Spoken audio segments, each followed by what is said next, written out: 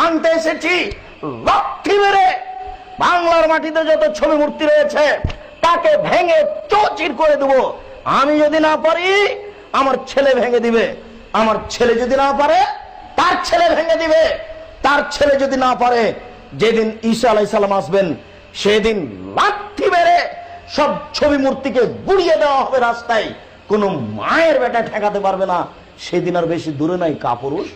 আমি একজন ভারতীয়, কিন্তু ভারতীয় হওয়ার পরেও বাংলাদেশের চন্দ্রনাথের সীতাকুণ্ড মন্দিরকে নিয়ে যে ধরনের উৎপাত চলছে সেই বিষয়ে মুখ খুলতে আজকে বাধ্য হলাম। খুব খারাপ লাগে যখন সনাতনীর কোনো মন্দিরে গিয়ে ইসলামিক মানুষজনেরা আজান বা তাদের ইসলামিক কার্যকলাপ করে থাকেন। সত্যি কথা বলতে কি, আপনারা এমনভাবে সনাতনীদের ওপর অত্যাচার করেন এবং সনাতনী মানুষদের ওপর নির্যাতন চালান যে মুখ খুলতে আমরা বাধ্য হই। আমরা বারবার এটাই বলে আসি যে জোরপূর্বক দখল করে নিলেই সেই জায়গা কখনোই নিজের হয়ে যায় না। তাই সীতাকুণ্ড মন্দিরকে ঘিরে যে প্রহসন আপনারা করছেন সেই প্রহসনটা দয়া করে বন্ধ করুন। হ্যাঁ, আমি জানি আমি একজন ভারতীয় এবং একজন ভারতীয় নাগরিক হিসেবে বাংলাদেশের বা পৃথিবীর যে কোনো প্রান্তের যে কোনো মন্দিরের দুরবস্থার সময়ে কথা বলার অধিকার আমার রয়েছে। হয়তো অনেকেই বলবেন ক্ষতি হচ্ছে বাংলাদেশের মন্দিরের, আপনি কেন এত কথা বলছেন? তো আমি তাদেরকে একটাই কথা বলতে চাই, হোক না বাংলাদেশ কিংবা পাকিস্তান, কিন্তু জিনিসটা তো মন্দিরকে কেন্দ্র করেই।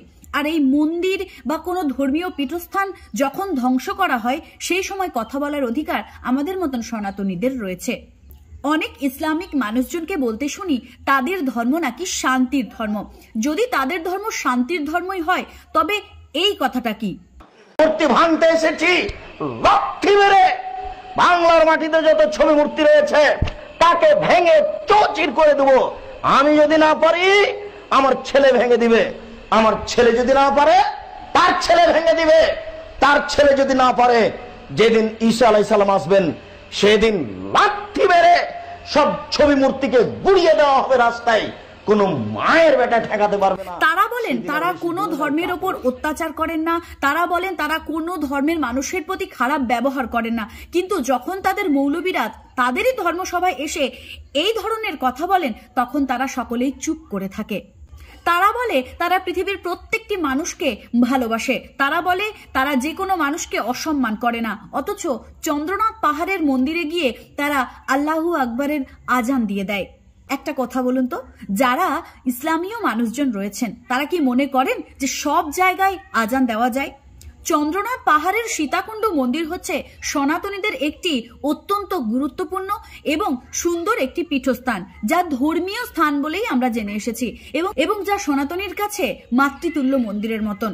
সেই মন্দিরে আজকাল কিছু সংখ্যক মুসলিম যুবক যুবতী এমনভাবে নারায়ে তাকবীর বলছেন অথবা এমনভাবে আজান দিচ্ছেন যেন মনে হচ্ছে আজকে পেলে কালকেই তারা সেই মন্দির নিজেদের দখলে নিয়ে চলে আসবে।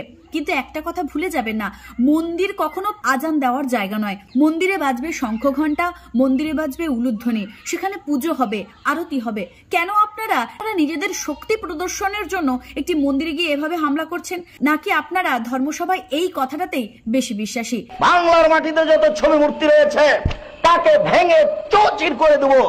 আমি যদি না পারি, আমি যখনই এই মানুষটার কথা শুনি তখনই আমার মনে হয় যে এই মানুষটাকে যারা অনুসরণ করবে তারা তো সত্যি পৃথিবীর জন্য ভয়ঙ্কর, তারা তো সত্যি পৃথিবীর জন্য ক্ষতিকারক।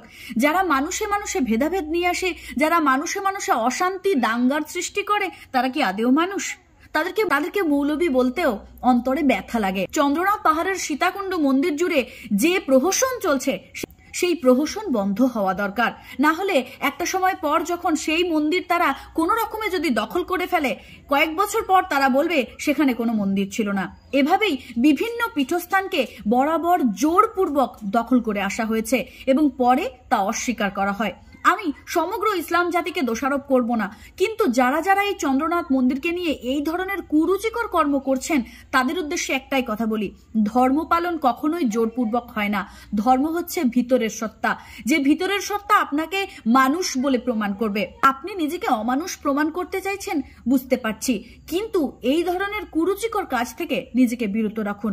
না হলে সত্যিই যদি আল্লাহ বলে কেউ থেকে থাকে তবে তিনিও আপনার এই কর্মের জন্য আপনাকে দোষী সাব্যস্ত করবে। সকলকে নিজের স্বাধীন মতন সুস্থ মতন বাঁচতে দিন, তাদের ধর্ম পালন করতে দিন, ধর্মীয় স্থানগুলোকে সঠিকভাবে পরিচালনা করার সুযোগ দিন। এভাবে চন্দ্রনাথ পাহাড়ের সীতাকুণ্ড মন্দিরকে নিয়ে ছেলে খেলা করবেন না। আর যদি এভাবেই চলতে থাকে তাহলে হয়তো একদিন সনাতনীরাও রাস্তায় এসে রুখে দাঁড়াবে। ধন্যবাদ। জয় শ্রীকৃষ্ণ। সকলকে নতুন বছরের শুভেচ্ছা রইল। ভিডিওটি সকলে শেয়ার করে দেবেন। বাংলাদেশি, ভারতীয় সকল সনাতনী মানুষদের কাছে আমার একটাই অনুরোধ, আপনারা এই প্রতিবাদটি সকলে করুন যাতে চন্দ্রনাথ পাহাড় ঘিরে এভাবে অন্যায় না হয়। আজকে যদি চন্দ্রনাথ পাহাড়ের অন্যায়ের বিরুদ্ধে আমরা কথা না বলি, আগামী কোনোদিন হয়তো ভারতবর্ষেও এই ধরনের কাজ করা হবে। যাই হোক, সকলে ভালো থাকুন, সুস্থ থাকুন। নতুন বছরের সবাইকে শুভেচ্ছা রইল। ধন্যবাদ। জয় শ্রীকৃষ্ণ।